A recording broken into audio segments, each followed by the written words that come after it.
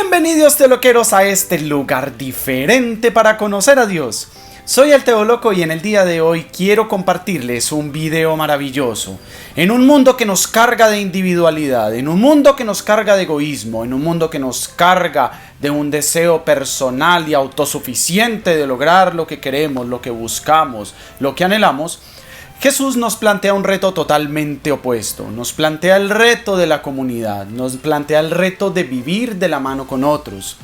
Quiero compartirles hoy una linda reflexión en torno a ese lindo texto de Hechos 2:42 que nos muestra las características de una comunidad cristiana naciente, pero que termina siendo no solamente naciente, sino siendo el modelo auténtico de lo que debe ser la vivencia de un cristiano a nivel comunitario en el tiempo de hoy. Con ustedes, el cristianismo y la comunidad de hoy.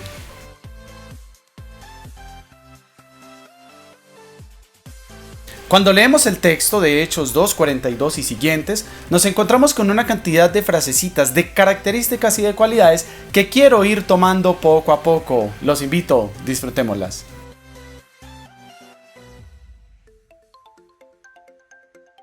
En el texto se nos habla de la importancia de la enseñanza de los apóstoles. Esta enseñanza que hoy, 2000 años después, no la podemos tener a la mano de manera presencial, sí la podemos tener de muchas formas, y es que esa experiencia apostólica se ha trasladado a lo largo de los siglos de muchas formas. Una de ellas es primero viendo la doctrina de la iglesia, una iglesia que a través de la historia ha confeccionado documentos, colecciones, estudios, investigaciones, reflexiones acerca de la vida y del obrar del cristiano de hoy. Es importante tenerla en cuenta para fijarnos, para alimentarnos y para que cada momento podamos encontrar qué es lo que quiere Dios a través de la iglesia para la vida de nosotros. Al mismo tiempo, encontramos en la lectura de la palabra de Dios otro elemento importante.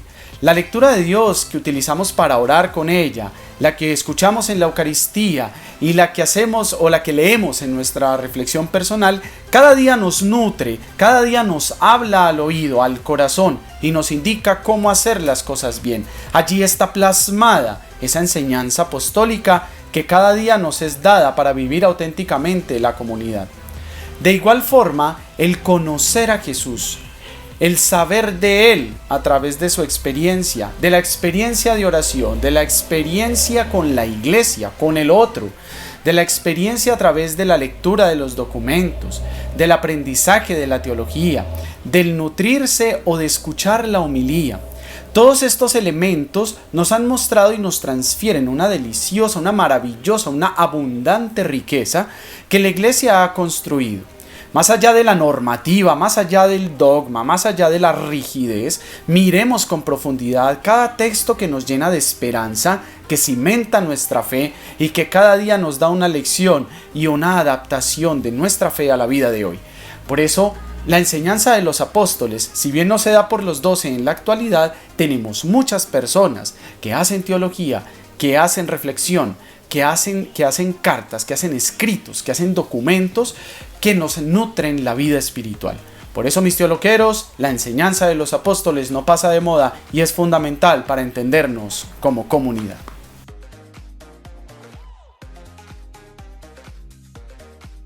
Cuando el texto nos habla de la fracción del pan, hay que entenderlo de dos maneras. La primera es la celebración de la Eucaristía.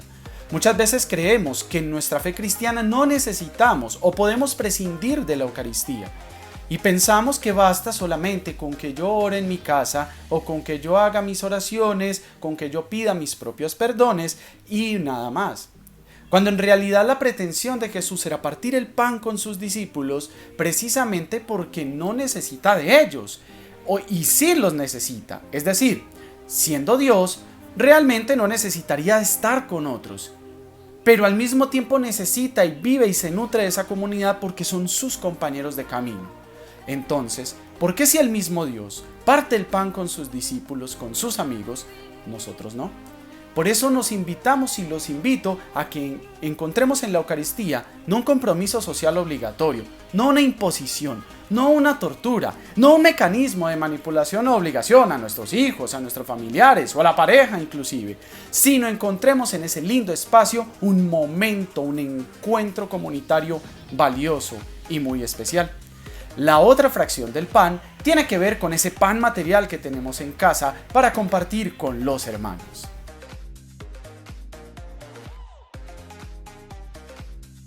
El texto de Hechos también nos muestra otra bonita realidad, y es que también estamos unidos no solamente en la fracción del pan, sino también en la oración.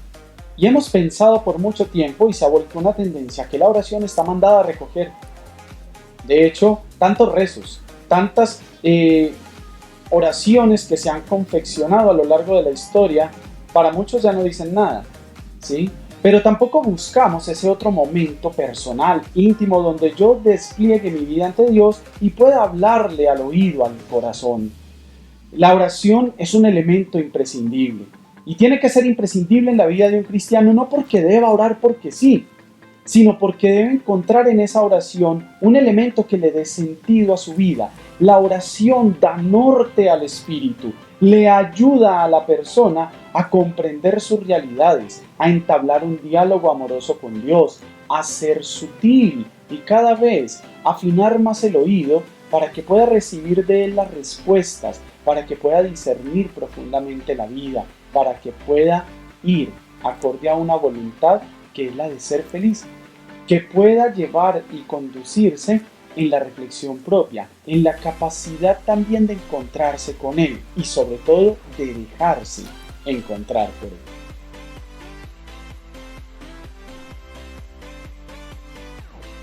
Este relato también menciona los prodigios y los signos realizados por la comunidad y precisamente pues por los apóstoles. ¿Cuáles son los signos y prodigios que tú y yo, miembros de la comunidad cristiana de hoy, hacemos actualmente? Esos son los actos buenos que se notan. Y esos son todas aquellas cosas que realizamos por ayudar a los demás, todas aquellas cosas con las cuales transformamos al mundo en pequeñas dosis.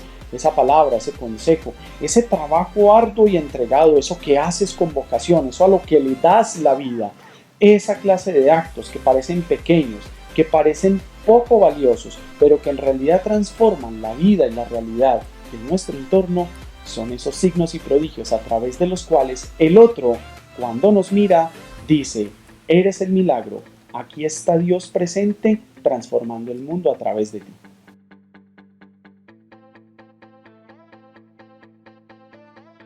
Si bien estamos en un mundo tan diverso y con pensamientos tan diferentes, aún así la comunidad cristiana tiene muchos elementos en común. Y cuando nos hablamos de estar en común es porque podemos tener, a pesar de nuestras diferencias de pensamiento, de profesión, de cultura y de todo lo demás, podemos llegar a tener los mismos sentimientos de amor, los mismos sentimientos de bienestar, los mismos sentimientos de esperanza, de amor por la humanidad. Tener los mismos sentimientos implica que tú y yo podemos comulgar, podemos encontrarnos, podemos hallar un común denominador a pesar de nuestras diferencias.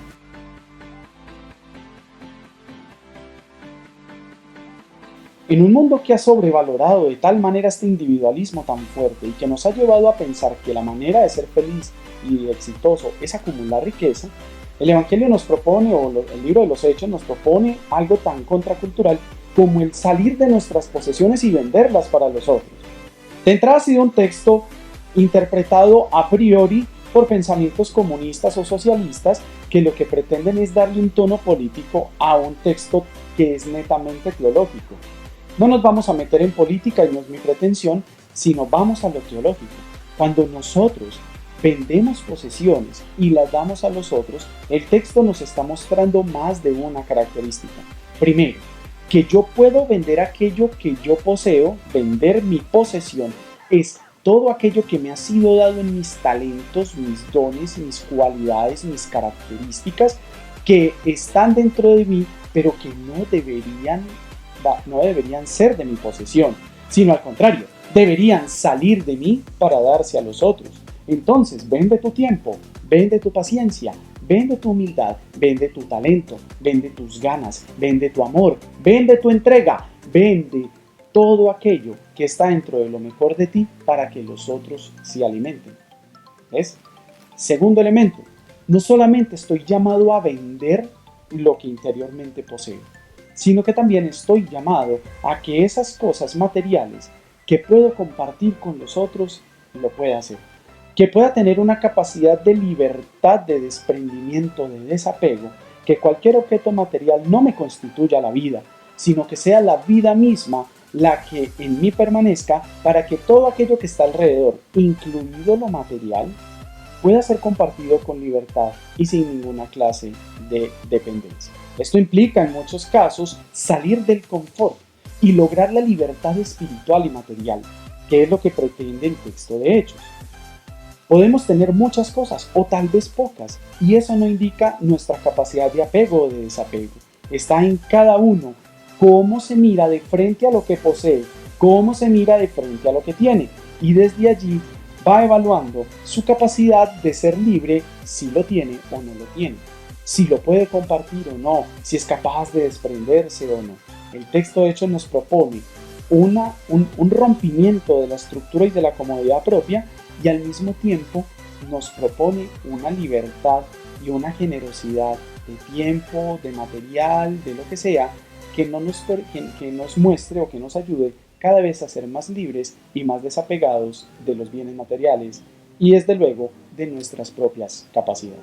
Y cuando el texto de hecho nos habla de repartir, nos está hablando de todo lo que podemos hacer con aquello que nos ha sido dado, con aquello que inclusive materialmente poseemos. ¿Cómo acompañamos al otro? ¿Cómo compartimos lo que tenemos? ¿Cómo damos de nuestro tiempo? ¿Cómo somos generosos con las capacidades que poseemos? ¿Cómo le regalamos al que necesita? De muchas maneras. Puede ser la compañía, puede ser la palabra, puede ser tu tiempo, puede ser algo material, desde una libra de arroz hasta alguna cosa que requiera fundamentalmente un medicamento o algo por el estilo. Pero también muchas personas requieren únicamente tu tiempo, requieren únicamente tu afecto, requieren únicamente tu cariño. La pregunta es, ¿cómo repartes eso? ¿Cómo lo repartes entre los que te aman? ¿Cómo lo repartes para todos? ¿Cómo lo entregas? ¿Cómo ayudas? ¿Cómo te das en lo mejor de ti mismo en aquello o para aquellos que lo necesitan o que simplemente están a tu alrededor esperándolo, anhelándolo y que les puedes cambiar la vida?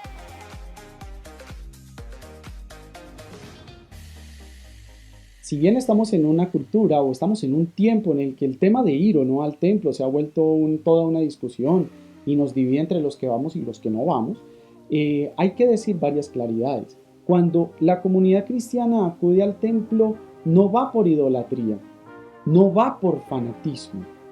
Debería ir, y va seguramente, por encontrarse con los otros. Cuando acudimos al templo, vamos a la casa de Dios para encontrarnos como hermanos. Acudimos al templo para orar en comunidad.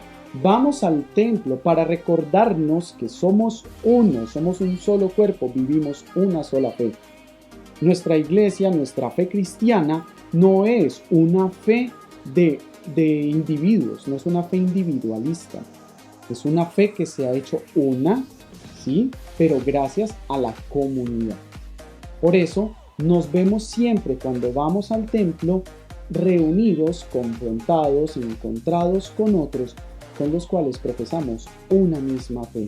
Y esa es la fuerza de nuestro cristianismo, porque a Dios en nuestra fe se le ora juntos. Somos juntos como hacemos camino, somos juntos como buscamos la salvación, somos juntos como crecemos en comunidad. Si te das cuenta, en todo momento Jesús nunca estuvo solo. Siempre estuvo acompañado de sus discípulos o al menos de 2 o 3 de ellos. Dios, a lo largo de toda la historia bíblica que podemos ver en los diferentes textos, nos damos cuenta cómo siempre le habló, si bien a una persona, en representación de muchas.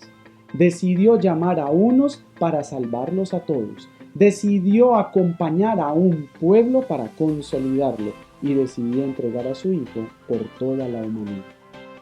Además, hay algo muy bonito, y es que en medio de este camino de la vida pública de Jesús, podemos decir con tranquilidad que no lo hizo todo él solo. Y ese es tal vez el llamado que nos hace hoy nuestra fe cristiana y el llamado que nos hace Jesús a cada uno.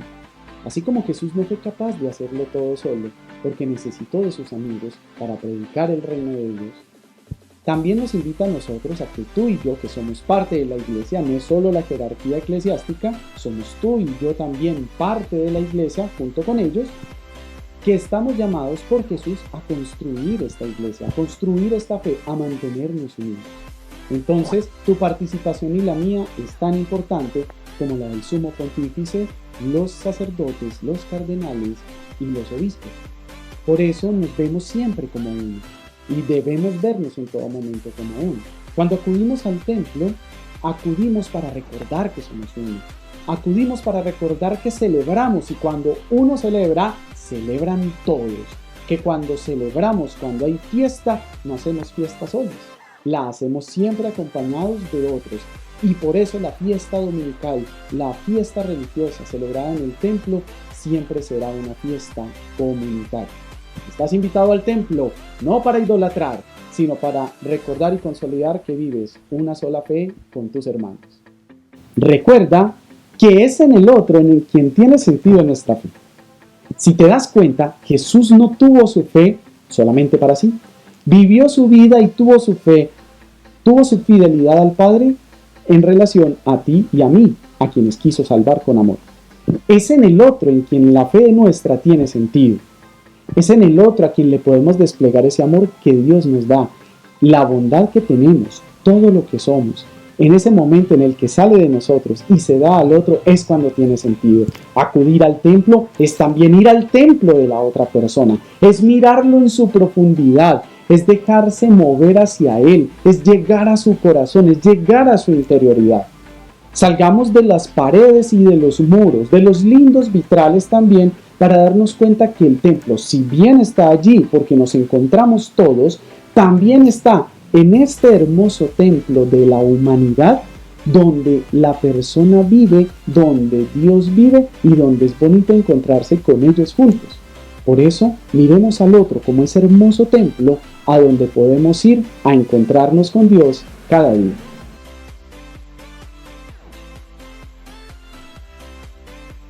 Y resulta que nos pone una tarea tan difícil, tan complicada, como es la de vivir con alegría y sencillez de corazón. Vivir con alegría en un mundo cada vez más pesimista.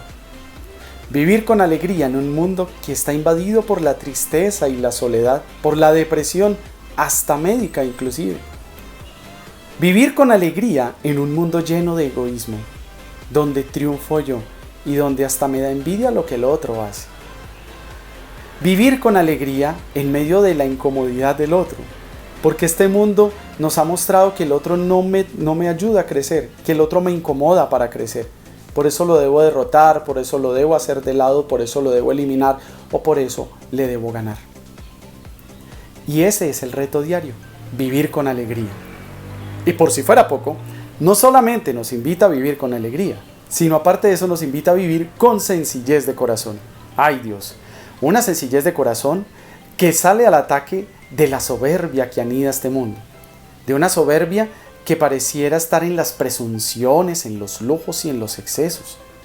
Una sencillez de corazón que quiere combatir el egoísmo de un mundo centrado únicamente en sí mismo. Una sencillez de corazón que nos quiere mostrar que esta desbordada competencia por ser el mejor, por ser los mejores, no trae nada sino un simple triunfo que dura poco. Una sencillez de corazón que quiere atacar esa autosuficiencia, esa capacidad de sí mismo a toda hora, de que estoy tan seguro de lo que puedo hacer, estoy tan seguro de lo que soy, de que a nadie necesito, de que nadie me hace falta. Una sencillez de corazón que nos ayuda y nos invita a explotar esa linda capacidad de dejarnos ayudar. De dejarnos ayudar, teoloqueros. Sí, porque en muchos momentos preferimos que nuestro ego responda todo, resuelva todo, porque nos estamos volviendo cada vez más incapaces de pedir ayuda, de reconocer que no podemos, de que hay cosas que nos cuestan o de que humanamente no alcanzamos. Es en la alegría y es en la sencillez del corazón donde aparecen dos cosas muy lindas: el reto diario de vivirlas y al mismo tiempo el resultado de ellas, que es lograr un crecimiento personal y comunitario maravilloso.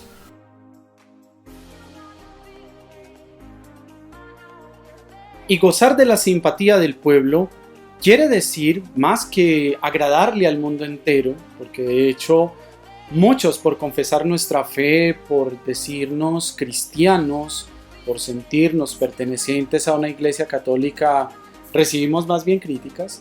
Lo que quiere decir es reconocer, o es el reconocimiento del bien que hacemos. Cuando gozamos de la simpatía del pueblo es porque las personas notan la bondad que de nosotros sale. Hay una frase muy bonita cuyo autor no recuerdo, que dice que ojalá que tu vida sea tan bien vivida que todo aquel que te vea caminar diga, ahí va un evangelio viviente, ¿sí? Y es lo que debemos despertar en los demás. Muchas veces cuando hacemos el bien, cuando desplegamos nuestra bondad, cuando salimos y mostramos al mundo lo mejor de nosotros mismos, recibimos dos cosas tan opuestas pero tan importantes. La primera, recibimos la simpatía, recibimos el reconocimiento, el valor, el aprecio de todos aquellos que ven nuestra bondad. Y por otro lado, recibimos hasta la antipatía por ser tan buenos. En una sociedad a veces tan minada de la hostilidad, ver tanta bondad repugna, molesta, fastidia. Qué pereza tú con tus creencias, qué fastidio con eso. ¿Qué te crees? ¿Acaso eres santo? ¿Eres de ponerle veladoras o algo así? ¿Que tenemos que aplaudirte y reconocerte? Antes de por el solo hecho de decir que somos creyentes ya nos miran con repugnancia o fastidio. Y me parecen bonitas las dos dinámicas, porque quiere decir que todo el bien que haces no pasa desapercibido, porque es visto para el reconocimiento o es visto para el desprecio. Hemos llegado al final de este video. No olviden darle like y suscribirse. Y recuerden que las cosas buenas merecen ser siempre compartidas. Y así, sin más ni menos, hasta pronto, teoloqueros. ¡Dios los bendiga!